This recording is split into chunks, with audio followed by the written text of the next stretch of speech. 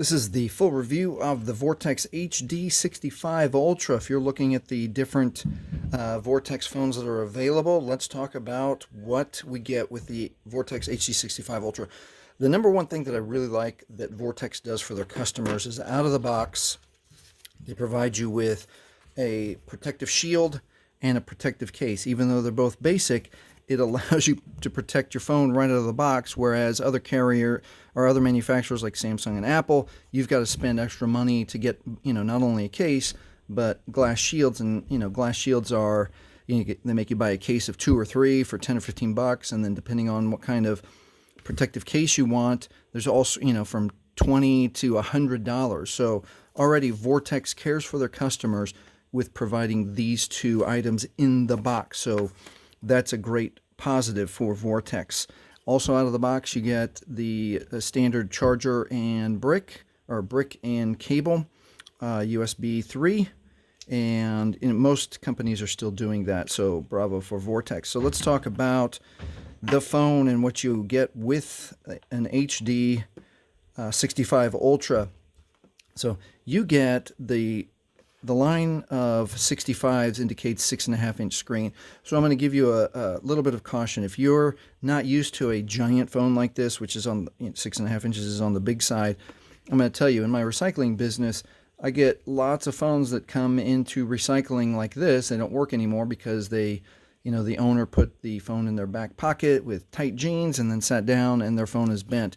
And because Vortex offers a plastic shield, it's going to have more of a tendency to bend than, an iPhone or a Samsung or a Motorola, where, they actually put a little bit more, a harder surface, the hardened glass, or even a metal border around the end. So don't put your phone in your back pocket.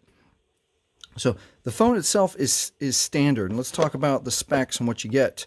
You get the 1.5 gigahertz quad-core processor, which is... It's kind of similar to what an old iPhone 11 or XR or even iPhone 8 was running. So as far as the speed of the phone, it's going to be okay. It's not going to be amazing. It's going to be okay. You get 3 RAM, 32 gigabytes of memory, but you also get 32 is on the low end now.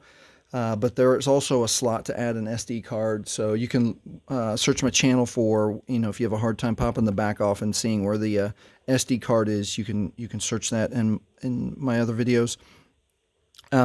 Probably the best thing, the two best things, it comes with a full version of Android 13, which is a big positive. Some of these Vortex phones come with just the Go version, which is the reduced version, takes up less space. And, really, if all you need is a phone to call and text and do a little bit of, look up a video of how to, change the back of your phone, you don't need a lot extra. That Android 13 Go is going to be okay, but you want the full version of Android 13. And then the big plus is that you have the 4,000 milliamp hours on the battery, which is a robust. Some of the top-end Samsung phones are just now getting into the 5,000s. This is good. The low end is below 3,000, so this is towards the high end. It's a good phone. And then, as you can see here, I've got some of my art on the phone. It takes the screen is nice and bright. The biggest drawback of the Vortex series of phones is that they offer only a 5 megapixel, 8 megapixel camera. So 5 megapixel for selfies facing you this way, and then the 8 megapixel that way.